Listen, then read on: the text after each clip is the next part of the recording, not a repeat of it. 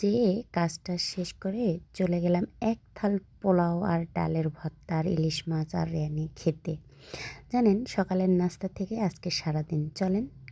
Hello everyone, আসসালামু আলাইকুম। সবাই কেমন আছেন? আশা করি ভালো আছেন। আমি আপনাদের পাখি কাজল আপু, আর আমার আইডির নাম পাখি কাজল, আর আমার নাম নাজমা। সিম্পল। তো আজকে রান্না করব মুরগির মাংস। চলেন দেখে নেই কীভাবে রান্না করা যায়। দেশি মুরগির মাংস দেখেছেন, মাংসটা একদম ফ্রেশ, একদম টাটকা টাটকা আর অনেক সুন্দর। তো আজকে আমার ক্যারাকেটিতে আমি রান্না করি। আমি এইভাবেও আমি এক এক সময় দেখা যায় এক এক রকম করে রান্না করি। জানি না আমার রান্নাগুলো আপনাদের কাছে কেমন লাগে, তবে আমার মন যেটা বলে যে আজকে এইভাবে রান্না করি, তো তাহলে কেমন লাগবে দেখি। আলহামদুলিল্লাহ ভালোই হয়, খারাপ হয় না। তবে ভাইয়া ভাবিরা, খালাম্মা খালু আব্বারা আমার রান্নার উপরে কোনো অভিযোগ রাখে না যে এটা কম হয়েছে, ওটা কম হয়েছে, এই হয়েছে, ওই হয়েছে। এরকম কোনো গাল আজ পর্যন্ত খাই নাই, আলহামদুলিল্লাহ। এটা আল্লাহর মানে এটাও একটা আল্লাহর নিয়ামত যে আমি গালি টালি খাই না। সবাই আমার রান্না অনেক পছন্দ করে। তবে অনেক পছন্দ করলে একটু ভালো মন্দ কিছু বললে হয় না, নিজের ঢোল নিজে পিটাই, এরকম।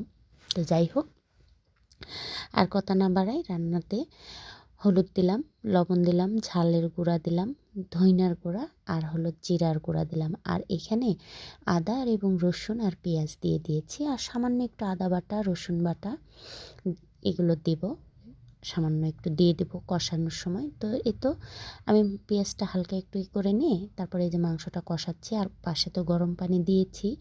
একটু মাংসটা মানে ময় মশলাগুলো সব এর মধ্যে মিক্সার হয়ে যাবে, তখন পানি দিয়ে সিদ্ধ করতে দেবো। তো এখন এটাকে সিদ্ধ হবে, তারপরে একটু ঝোল কমে আসলে তখন আবার এটাকে কষাবো। আর দেশি মুরগি তো খুব বেশি জালও লাগে না, আবার খুব মানে তাড়াতাড়িও হয় না, একটু মানে করতে হয়। যাই হোক, কষায় কষায় রান্না করতেছি। আর আপনাদের সবার নতুন বছর কেমন কাটছে অবশ্যই জানাবেন।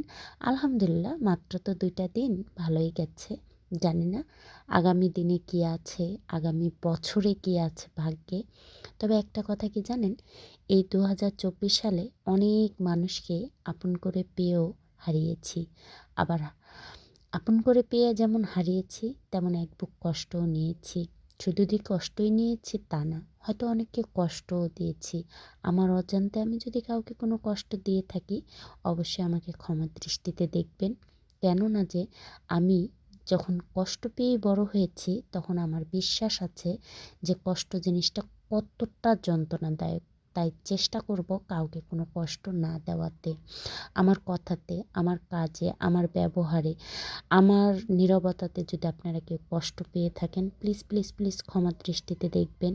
জানেন, কষ্ট নামক খাতাটা এত জটিল যে সেটাকে খুললেই যেন সব কিছুই যেন কালো কালো লাগে, রঙিনই হয় না। তবে কি হয়েছে, আমার হাতের রান্না খেলেই রঙিন হয়ে যাবেন সবাই, অনেক ভালো লাগবে। জানেন, আপনাদের সাথে এই 4-5 মিনিট গল্প করি, মনে হয় আধা ঘন্টা গল্প করি, 1 ঘন্টা গল্প করে, এক চাচ্ছে শুধু গল্পই করে যাই, এরকমটা মনে হয়। শুধু কি আমারই মনে হয়? আপনাদের কি মনে হয় না? অপেক্ষায় থাকেন যে কাজল আপু কখন ভিডিও ছাড়বে? থাকেন না মনে হয় আমার অপেক্ষায় কেউ? যাই হোক, আজকে মানে খুব মজা করে 2টা রেসিপি হয়েছে। যেমন কপি ভাজি, মাংস। আসলে অনেক অনেক মজা হয়েছে। শুধু আমি রান্না করেছি তা না, আমি কিন্তু সবার আগে তরকারি খাই। ওই যে ঝোল চাকি, তখনই কিন্তু আমি খেয়ে ফেলি। আর আমি তরকারির টেস্টটাও বুঝে ফেলি। সবাই কি আমার মতন এরকম? না, না, সবাই আমার মতন এরকম না। আপু এবং ভাইয়ারা যারা রান্না করে তারা আমার মতন এরকম, আগেই তরকারি খেয়ে ফেলে, বুঝছেন? তো আর কি, এটাই। আপনারা সবাই এরকম মজার মজার রান্না খাবেন, আর যারা যারা আমার হাতে রান্না খেতে চান অবশ্যই আমার বাসাতে বেড়াতে আসবেন। তো সবাই ভালো থাকেন, সুস্থ থাকেন, নিজের প্রতি যত্ন নেন। আর এই শীতের সময় অবশ্যই অবশ্যই একটু সেফ থাকবেন, কেননা যে অনেক ঠান্ডা বাতাস, না জানি কোন অসুখ আবার এসে ধরে। আজকের মতো ভিডিও পর্যন্ত, সবাই ভালো থাকেন, আল্লাহ হাফেজ।